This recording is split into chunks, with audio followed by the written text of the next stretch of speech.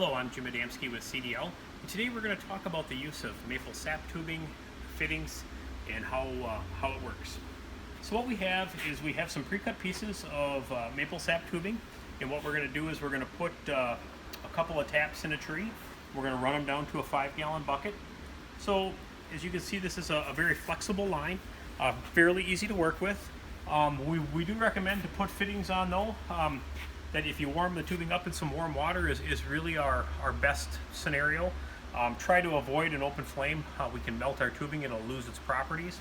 So if we warm up our tubing into the warm water for just a minute, if you're going to pre-make some of these in the house or in the shop before you go to the woods, if you warm them up, we can simply just take them and slide them right onto our fittings.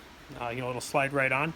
We want to make sure that we get it on over the barb so that we ensure that we don't have any leaks. So what we're going to do is, for this particular example, we're going to put a couple taps together, and then what we're going to do is we're going to run them down into a 5-gallon pail. So like I say, we'll warm this tubing up in the water just a little bit. We'll slide our fittings on.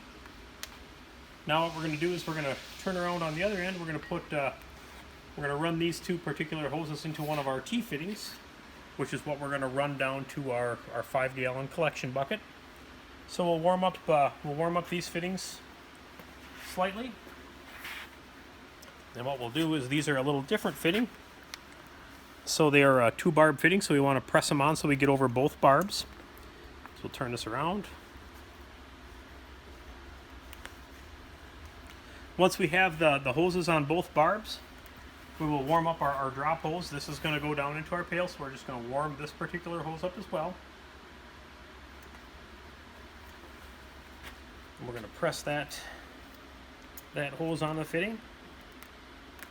Okay. In this particular example, we pre-drilled a couple of tap holes. Once again, we're going to use our CDL tapping hammer. We're going to insert our tap into our tap hole.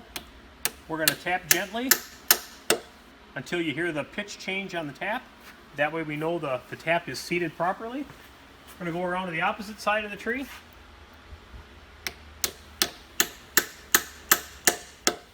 Once you hear the thud noise, we know our tap is seated.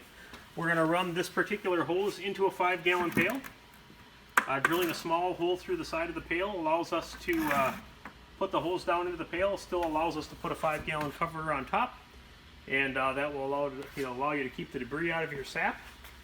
So a couple other things that we use along with tubing is, if we do have some rodents in our woods, such as red squirrels or gray squirrels, and they chew holes through our lines in any of our locations, we can use this small splice fitting for any line repair that we have.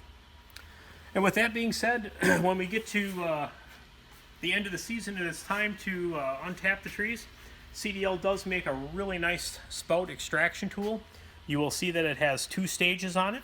So if we go to the bottom stage, what we can do is we can pull our hose off our tap.